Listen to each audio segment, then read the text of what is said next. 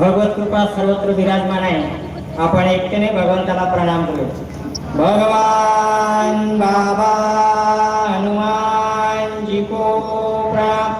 महान त्यागी बाबा जुनदेव जी को प्रणाम। परमात्माए नमस्कार।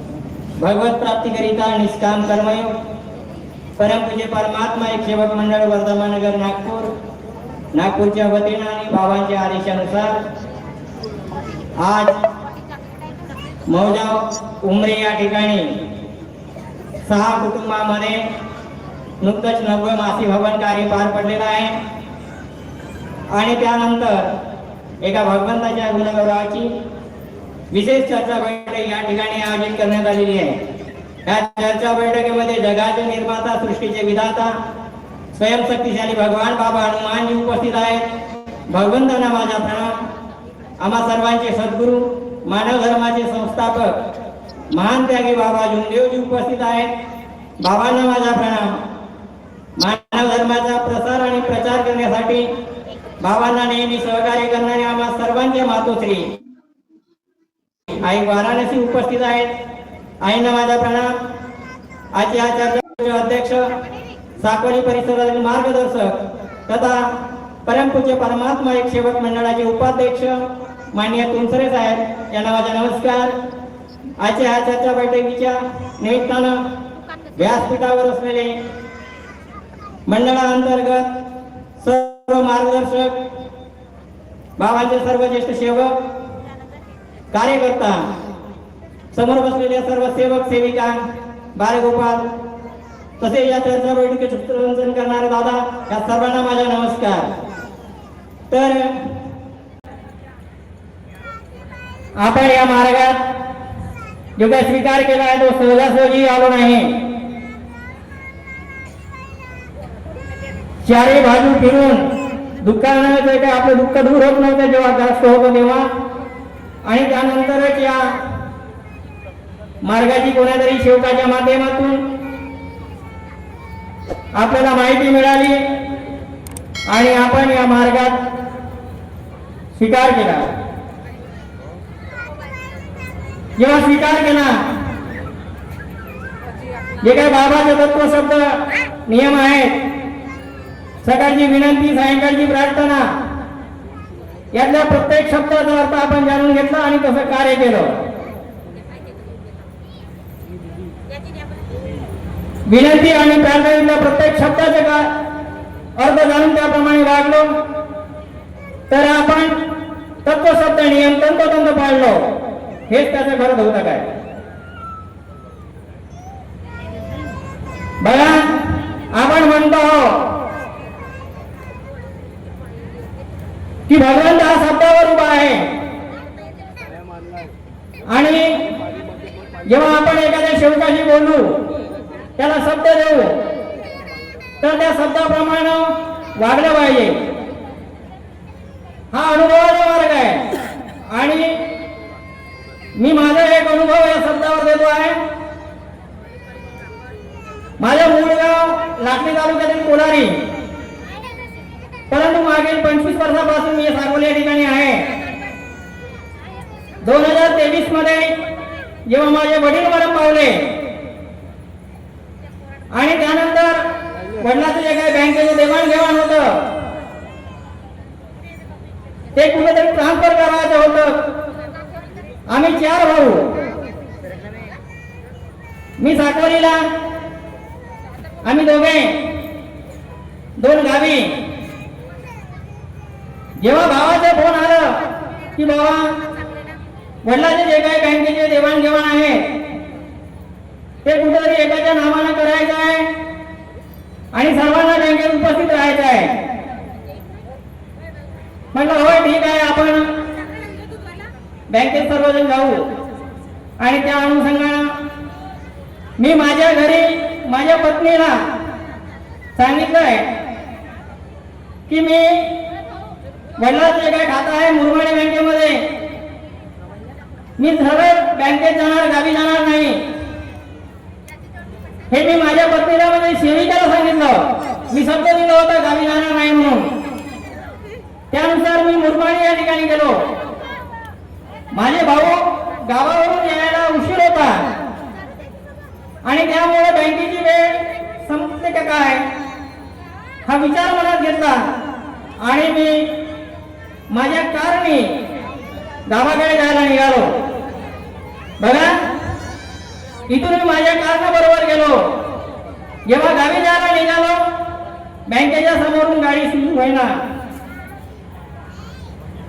4-5 लोक आम्ही धक्का मारून सुरू करण्याचा प्रयत्न केला, सुरू होत नव्हती. कुठेतरी लक्षात आलं की आपण शब्द दिला होता घरी का मी गावी जाणार नाही, सर्व बँकेत जाणार, आणि आपण शब्द बोलत आहोत हे लक्षात आलं. मी भावाला म्हटलं की मी येऊ शकत नाही. तुम्हाला जे काही साधन मिळेल त्या साधनानं तुम्ही बँकेत या, माझ्या गेलं जमणार नाही. त्यानंतर भाऊ आले. बघा, आम्ही जेव्हा बँकेत आमचं काम आटोपलं आणि 2 धक्के मारल्यानंतर पुन्हा आमची गाडी पूर्ववत सुरू झाली. म्हणण्याचा अर्थ असा की आपण जर शब्द देत असू तर त्या शब्दाप्रमाणे वागलं पाहिजे आणि आपलं कार्य केलं पाहिजे. एका सेविकेचं एक उदाहरण आहे. विनंतीमध्ये आपलं पहिलंच आहे, भगवान बाबा हनुमानजी महान देवी बाबा जुमदेवजी, मी जीवनात केलेली सर्व पूजा आणि जुने विचार बंद केले. मी मरीन किंवा जगीन, जीवनात एकच भगवंत बाबा हनुमानजीलाच मानीन. एका सेविकेचं उदाहरण आहे. तिला आलेला अनुभव आलो. त्यागी सेविका, आज पावसाळ्याचा मोसम आहे आणि आपल्या या पावसाळ्याच्या श्रावण महिन्यामध्ये नागपंचमीचा सण येत असतो आहे. ही सेविका आपल्या मुलाला म्हणतो आहे की बाबा रे, उद्या नागपंचमीचा सण आहे आणि त्यामुळे शेतावर जाऊन ज्या काही आता साथेचा मोसम आहे तर साथे आणू नकोस, कारण उद्या नागपंचमीचा सण आहे. मुलाने सुद्धा म्हटलं की होय आहे, मी उद्या जाणार नाही. परंतु मुलगा दुसऱ्या दिवशी शेतावर गेला आणि त्यांनी साथी आणल्या. तेव्हा मुलाची प्रकृती बिघडली. मुलाला दवाखान्यात न्यावं लागलं. दवाखान्यात गेल्यानंतर साऱ्या टेस्ट होतात, परंतु त्या टेस्ट ह्या नॉर्मल यायच्या. कुठेतरी टेस्ट नॉर्मल आहेत तर मुलगा दुरुस्त होत नाही, काय प्रकार आहे. परंतु जेव्हा आपण सेवक एकमेकाच्या संपर्कात असतो, एकट्याला राहतो, तर कुठेतरी चर्चा होत असते की मुलाची तब्येत का दुरुस्त होत नाही, आणि काही चर्चेवरती निष्कर्ष निघतात. आपण कुठे चुकलो आहो का, आठवण करा. एका चांगल्या सेवकानं त्या बाईला विचारलं की चांगली आठवण करा. त्या बाईला आठवण आली. दादा म्हणे, मी असं बोललेलं आहे मुलाला की शेतावर जाऊन उद्या साथे आणू नकोस, कारण नागपंचमीचा सण आहे. पण मुलगा गेला आणि साथे आणलेले आहे. आणि तेव्हा त्या सेवकाच्या लक्षात आलं का हीच खरी चूक आहे,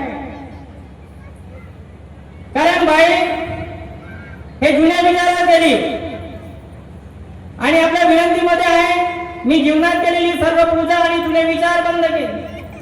मी मरीन किंवा जमीन, जीवनात एकच भगवंत बाबा हनुमानजीलाच मानेन. म्हणजे आईनं जुने विचार मनात आणलं आणि मुलाला जो शब्द दिला होता की मी जाणार नाही, तेव्हा मुलानं शब्द तोडलं. जेव्हा हे लक्षात आलं तेव्हा त्या बाईनं त्यांची जे कोणी मार्गदर्शक होती त्या मार्गदर्शकाकडे जाऊन आपली सोडवणूक केली आणि पुढील कार्य करून त्या मुलाची जी काय प्रकृती होती ती ठणठणीत झाली. म्हणजे म्हणण्याचा अर्थ असा की आपण जेव्हा बोलतो, जे काही वागतो आहोत, जी काय बाबाने दिलेली सगळ्यांची विनंती ऐकण्याची प्रार्थना आहे, याचा प्रत्येक शब्दाचा अर्थ आपण जर जाणून घेतलो तर आपण तत्वशब्द नियम पाळलो आणि आपण जीवनाचा सार्थक केलो असं होईल. म्हणून सर्वांना माझी विनंती आहे की आपण त्याप्रमाणे वागावं. मी सुद्धा तत्वशब्द नियमाचं पालन जीवनाच्या शेवटच्या टोकापर्यंत काटोकाट करण्याचा प्रयत्न करेन असे मी भगवंताला सत्यवचन देतो आणि या ठिकाणी इथंच माझे 2 शब्द संपवितो. सर्वांना माझा नमस्कार.